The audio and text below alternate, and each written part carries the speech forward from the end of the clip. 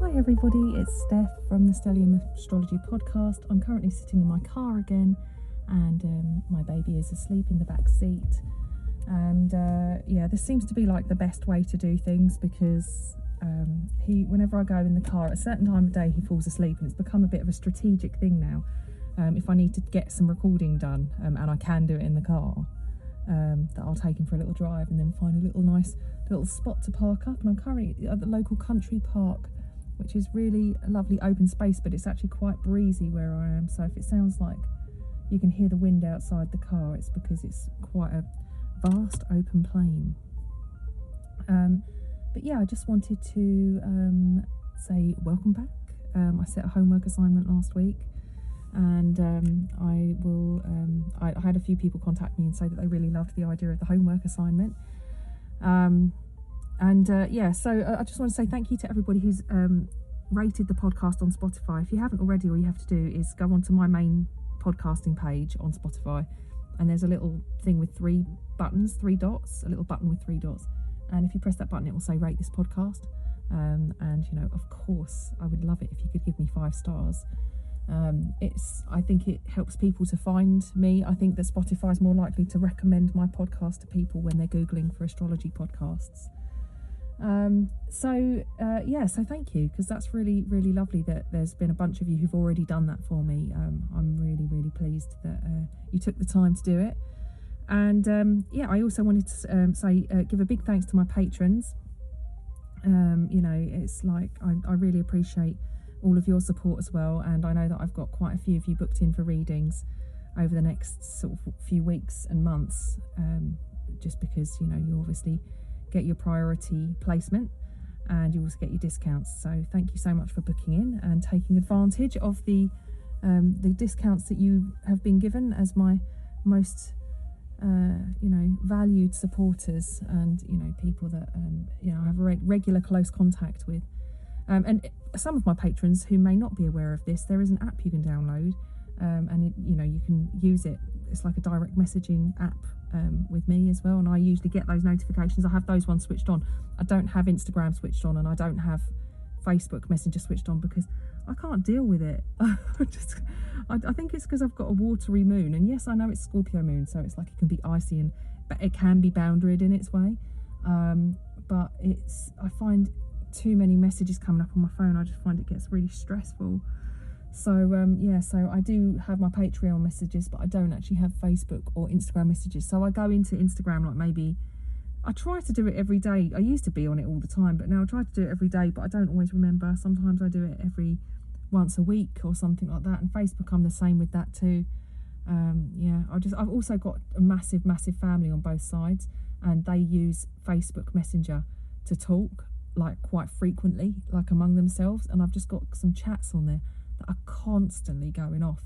And if I kept that on my phone, it would probably drain the battery.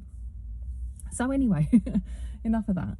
The homework assignment last week was just kind of discussing quite broadly how astrology is a clock, and it just keeps ticking. The planets don't stop moving, and all the while the planets are moving, we are experiencing. It's almost like, I kind of think of it like cat's cradle, the way that the planets aspect each other, and they keep making these different patterns, and we're kind of caught in the middle of this giant planetary cat's cradle. I haven't played cat's cradle for years, actually. It's funny, isn't it? Just these things that pop up in my head. And these different patterns that they make, it's almost like it creates a different type of music that your life is in rhythm with. And sometimes, the music gets quite dark. I really wish I could remember the name of my favourite Beethoven symphony, but it's so dark and moody. It's really bipolar. It really described a period of my life where I was really up and down. And that is kind of what the planetary dance can be like. And it can also be beautiful and light, and it can be poppy. It can be, it can go through many phases and many moods, just like the moon, and every single planet that has its own phase and its own type of mood in aspect to other planets. And on top of that, it's the fact that things are so multifaceted. when it comes to planetary or like symbolism, basically.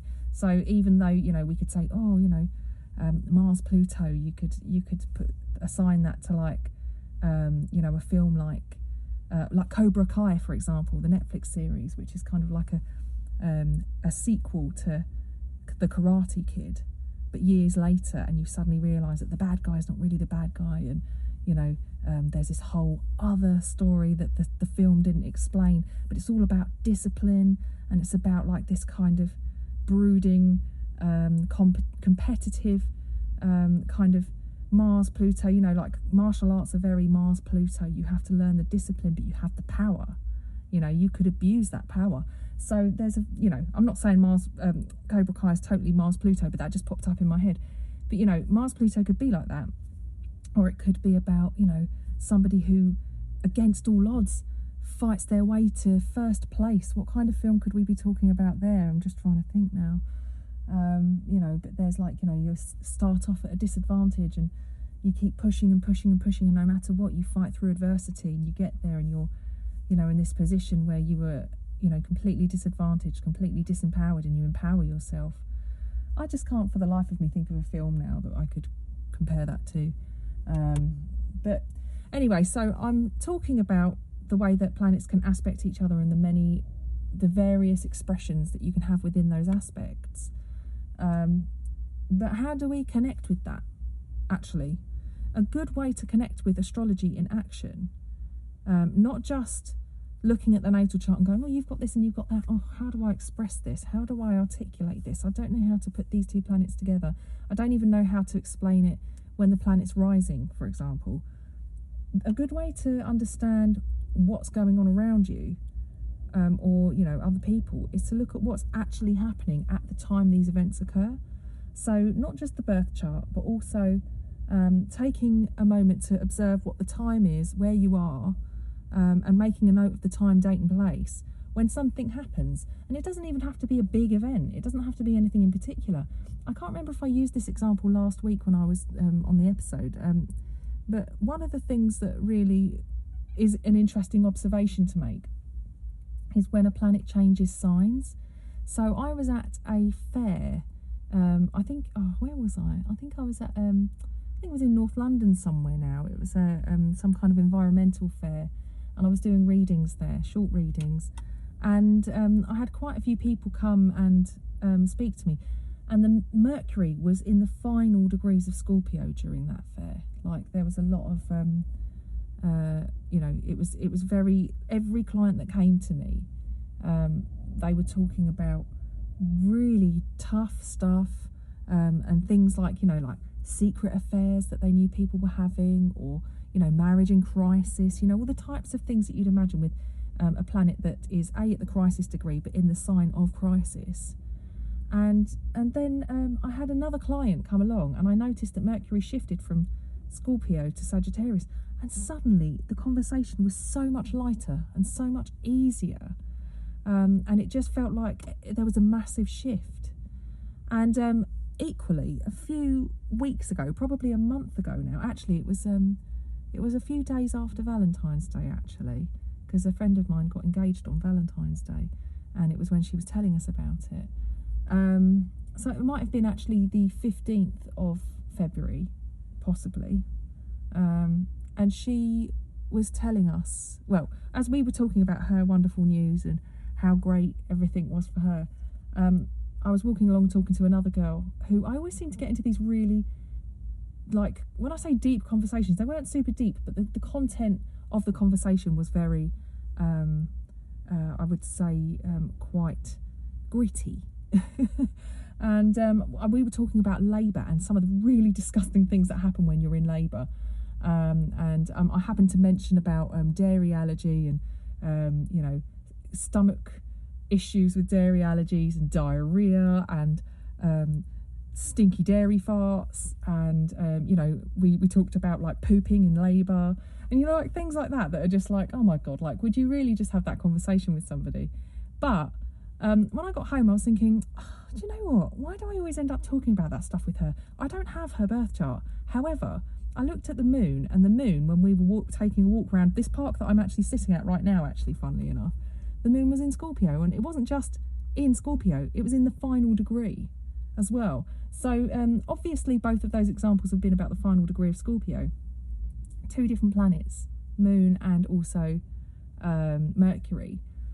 But it's funny because though the planets, when they move through these points, particularly when we're sensitive to a planet like the moon, for example, you know, the moon really is one of the more obvious indicators for the type of mood that day is going to take on, compared to like Mercury. You know, Mercury will spend a month in a sign, but you will feel a shift as soon as Mercury moves out. My memory is called again to another point where I was at work one day and we were talking, somehow we got into a bit of a debate about online security, protecting your data, you know, and that kind of thing. And I remember at the time thinking, I wonder what's going on now in the stars. And again, it was, I think it was moon in Scorpio that day. We were talking about protecting our online privacy and, you know, like how Scorpio is very much about, you know, keeping itself to itself and data protection and things like that. So, you know, it's just funny. You just, like, you can observe these things, you can notice these things. Whereas at the moment, I know that there's a lot of conversations about relationship equality and things like that, and we've got Mars and Venus in Aquarius. So it's worth paying attention and keeping an eye on what's going on a daily basis when you look at the moon. Like I said before, when I had my counselling course, I used to look at what sign the moon was in before I went in. So I'd always write on the class date, and then I'd put the sun sign, the moon sign, sometimes the rising sign, and sometimes the Mercury sign. And I would see how things shifted. Like if the moon was in an air sign, there would be a lot of conversation, and we'd be very, you know, like quite, I don't know what the word is. My baby brain is not helping things. But, you know, just like kind of able to talk about things from a very removed perspective. But when the moon went into a water sign, I remember it going into Cancer one day, it was so emotional, you know, like you have to kind of have like a bit of the class where you sit there at the beginning and you all talk about how your previous week's been. It's like a group therapy session. Then you go off and you do your learning, and it's a lot about practicing with other people about counselling them through their problems. And then at the end you have another group therapy session talking about how you felt the day went and stuff like that. And we were just like, on the weeks when it was like the moon was in a water sign, you just get so emotional, and it would be really upsetting, and lots of really like painful stuff would come out. And you know, it's just quite funny how these, it's not funny, it's just what it is, you know, it's just the way that this works.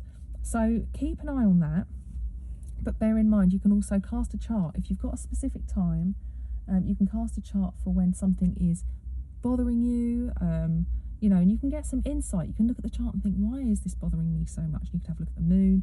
Is it square something? Is it opposite something that represents the other person? You know, so I just thought I'd look at a few things. So firstly, I thought I'd talk about my day yesterday, because yesterday was a really interesting day, funnily enough. And I've been all week thinking, oh, what can I use as an example? I don't really know.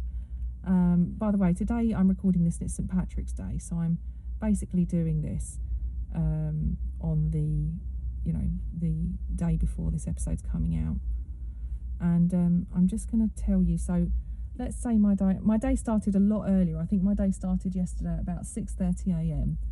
and I got up and I was seeing to the little man, and then he normally has a little nap in the morning. So we ended up going back to bed.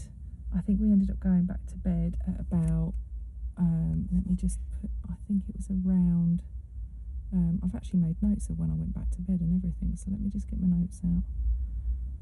I've actually been doing some preparation, believe it or not. So yeah, we woke up at 6:15, then he had a nap at 8:45. So let's have a quick look. Let's go into,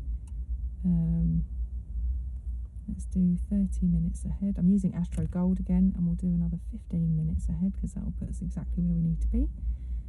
And then, so at 8:45, he went to sleep. 23 Gemini was rising, so my Mars was trying that ascendant.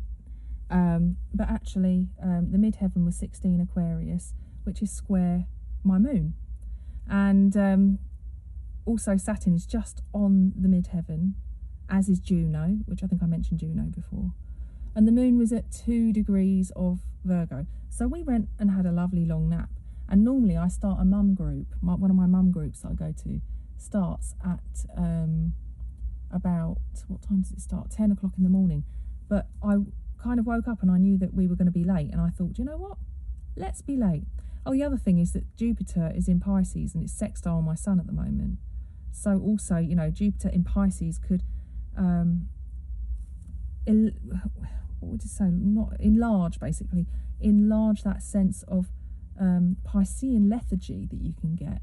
That dreamy, sort of tired, exhausted, sleepy feeling. So sextile my sun, it's kind of like giving me the opportunity there to feel that that exhaustion, and actually not necessarily exhaustion, but you know, I'm kind of overwhelmed with lots of things that are going on and I'm not taking much me time, so it's given me an opportunity there.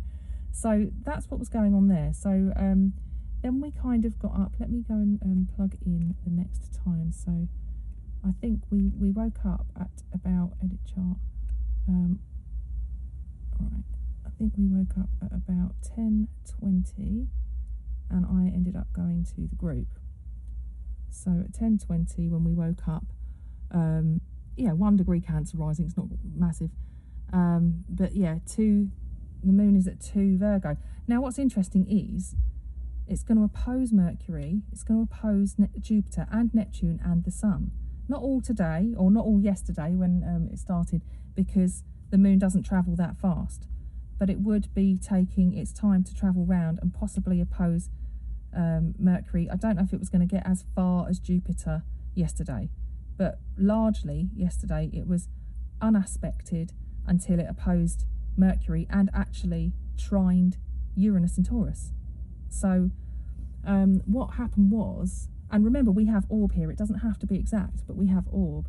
So I ended up getting to the mum group at about, I think I ended up walking in at about 11 o'clock, and let me just put it on to 5 minutes to skip ahead. So I didn't get the exact time I walked through the door, but the likelihood is, actually looking at it, I probably walked through the door at probably about 10:55, because I remember getting out of bed and just chucking everything together and getting my arse into gear to go.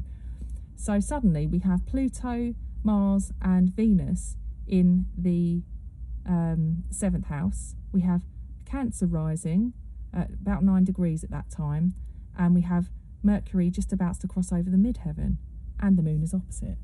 Now, while I was at the mum group yesterday, we always talk about all sorts of things, you know, places that we like to go out and eat and things that our babies are up to, their development. Usually we always talk about sleep, and funnily enough we've been booked onto a sleep workshop for the past couple of weeks that's been moved because of COVID. So they've moved it twice now, but you know, what an interesting sleep workshop to do during Pisces season. So actually my ascendant degree was about to rise, and I remember during this yesterday we started talking about stuff going on in our relationships, and one of the girls ended up talking about, we said, like, you know, she said she was annoyed with her partner during the week, and we were like, you know, have things improved? And she said, well, no, actually. And she felt really reluctant to explain what was going on, but she opened up. Like, no one pushed her. She decided to open up of her own accord. And she explained that financially, her partner, there was a huge financial imbalance, essentially, that her partner earned a lot of money. She earned practically nothing, but as she was on maternity leave and her money was pretty much running out, you know, he was expecting her to pay everything, and even if she went back to work, every penny that she would earn would go towards the bills, because he believed that it was not equal, that they were both, like, that he should be paying everything and she should be, he thought that he shouldn't be paying everything, and that she should be looking after the baby and also going to work, and every penny should be going towards the bills, even though he had disposable income and she didn't. So all of a sudden you can see that even though Mercury, the moon in Virgo is only at 3 degrees and it's not directly opposite Mercury, suddenly we do have this Virgo Pisces conversation of trying to make sense of like an earthly matter, and then we have to look at the fact that it's also in the second house by equal, and that the subject matter was about finances and about about ownership, or about personal wealth, versus Mercury in Pisces talking about other people's money and people that the difficulty that arises through shared wealth. So it was a very interesting thing to suddenly observe that this conversation or this dialogue was able to open up for her, and she'd only spoken to one other person about this who'd encouraged her to speak to her friends. And in fact, her friend that she'd opened up to had also encouraged her to speak to other people about this on a Facebook group about equality. So this is interesting because now we have Mars and Venus in Aquarius, and we also have the moon going to be trine Uranus, and also Mercury is sextile Uranus at the point of this conversation. So Uranus could be representing that conversation with other people to get practical advice around the situation involving her financial situation.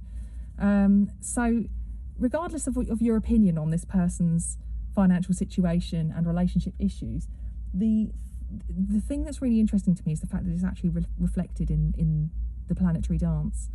And so we've got Mercury in the 8th house, the moon in Virgo in the 2nd, and then we've got Uranus, which is just on the cusp of the 10th and 11th, which, as you know, I'm sure you know, I've discussed this before, the cusp points are actually really, really powerful, like laser focused jets of energy as they cross over that cusp point. It's considered to be Uranus is so close to the cusp of the other house that it's considered to be part of the 11th house. So that could be about seeking advice from the community online of people in a shared sort of situation, that kind of shared experience that you have with somebody in the 11th house.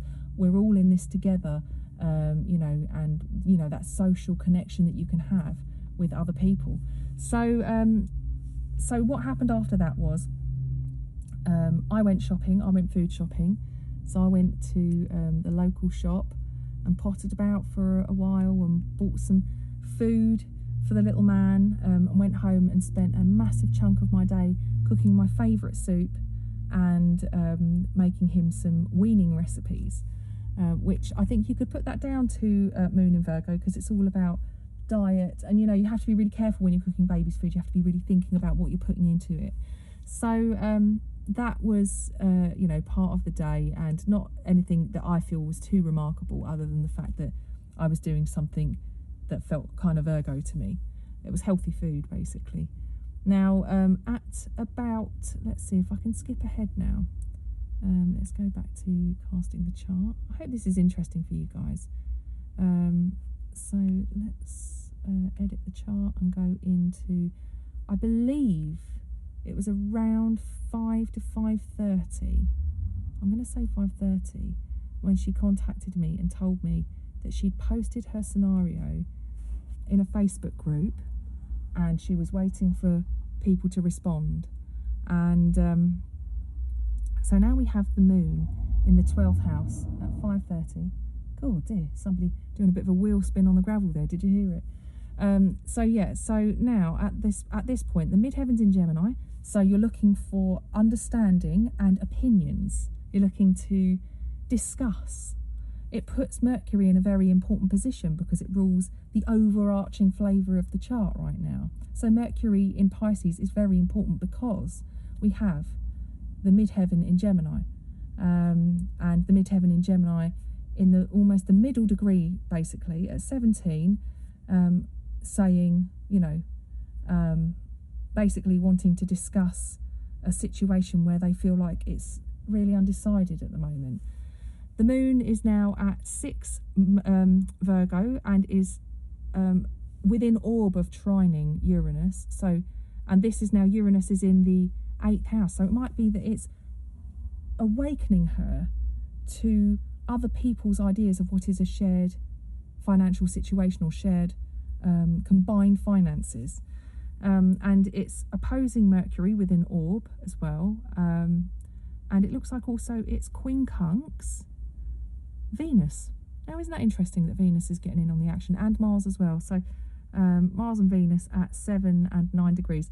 Now, this is a discussion about the fact that she's a mum, she's running out of money, her partner expects her to contribute every single penny, and yes, and also Virgo is rising. So the moon's in the 12th house. So this is a place where suddenly there are no boundaries.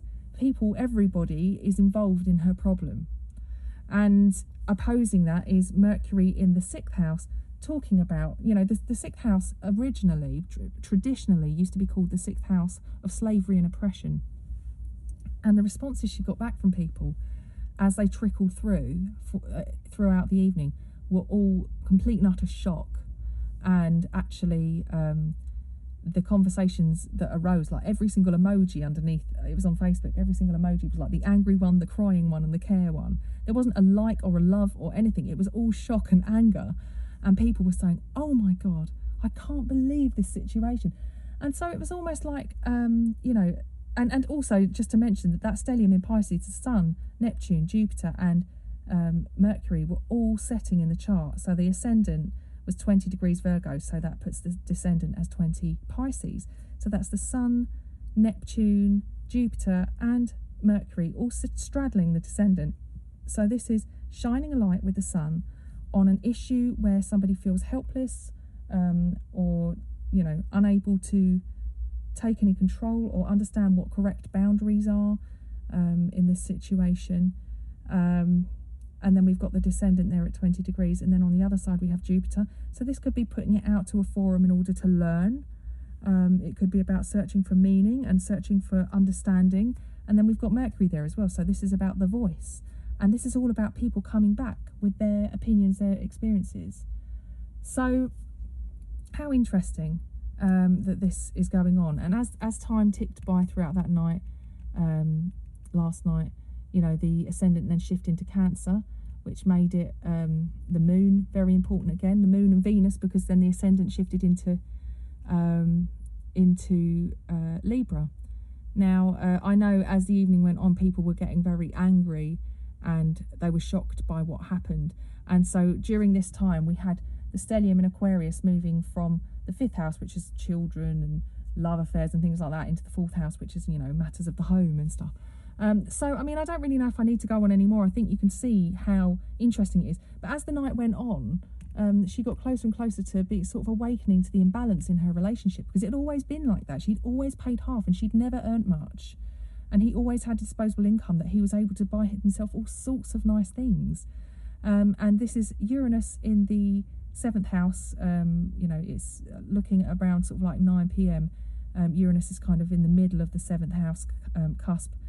In the middle of the 7th house, and the moon is then in the 11th house. So it's like reaching out to the community, understanding and awakening to the relationship imbalance, issues at home, understanding that there needs to be some kind of equality and fairness as far as that's concerned. So yeah, it's a very interesting thing to look at. And I don't feel like I need to continue with that anymore, because it feels sort of pointless continuing that conversation. But yeah, I thought you'd find that an interesting one.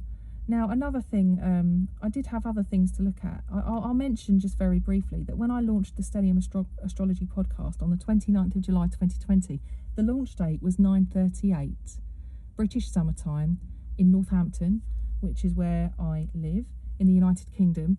And at the time of that chart that I cast, it's not a huge difference, but the Venus was on the midheaven. I'd elected this date and Venus was on the midheaven. Oh, Ewan has woken up. Well, I guess that means we'll have to wrap this episode up pretty soon. So yeah, Venus was on the midheaven, and I went ahead with the launch date thinking, yeah, this is great. I've got my perfect date and everything. Obviously it was a difficult year, so sometimes with electing a chart, it's about avoiding a bad one rather than getting the perfect chart. And I knew I only had a small window of time that I really wanted to launch the podcast. Now, somebody got in touch with me that day and said, I know that you've launched, but where are all the episodes? And I was like, oh my God. And I didn't know what happened, so I had to log into my podcasting platform. And by the time I managed to get the episodes to actually appear, which they eventually did, they appeared at 11:38 British Summer Time. And that meant that instead of Venus being on the midheaven, Mercury was on the midheaven. In Cancer, the midheaven was at 14 degrees, Mercury was at 18, and that means that my sun was just about to cross over the IC. So just interesting stuff for you to explore. As I've mentioned, Ewan's woken up. So I will say goodbye for now, and just say that I'm looking forward to meeting my clients this weekend.